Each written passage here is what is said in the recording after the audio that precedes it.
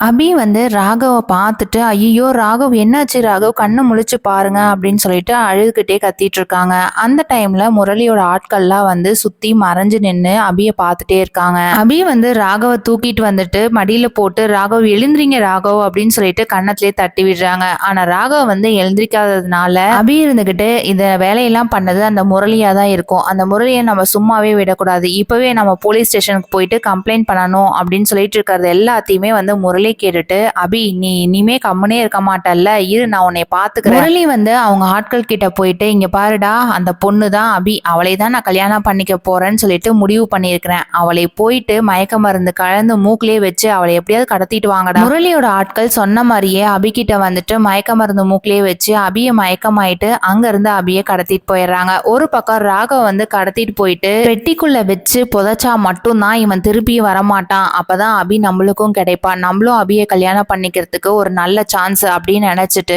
முரளியோட ஆட்கள் எல்லாத்தையுமே பண்ணிட்டு இருக்கும் போது கரெக்டா ஆகாஷும் அனுவும் அங்க இருந்து பார்த்துட்டு, "ஆகாஷ் அங்க பாருங்க, ஆகாஷ் அங்கதான் இருக்கிறாங்க, வாங்க இப்ப உடனே போலாம்" அப்படின்னு சொல்லிட்டு ராகவ எப்படியாவது காப்பாத்திடுறாங்க. ஆகாஷ் ஆகாஷ் இப்ப அபியை காணமே, அபி ஒரு சைடு போனாலே எங்க போனான்னு தெரியலையே அப்படின்னு சொல்லிட்டு இருக்கும் போது முரளி வந்து மனசுக்குள்ளேயே, "அபி தானே எனக்கு முக்கியம், நீங்க யாரை வேணாலும் காப்பாத்திட்டு போங்க, அபி எனக்கு கிடைச்சா போதும்" அப்படின்ற மாதிரி நினைக்கிறாங்க. அபி ராகவ் பிடிச்சவங்க வீடியோக்கு லைக் போட்டுக்கோங்க. தேங்க்யூ.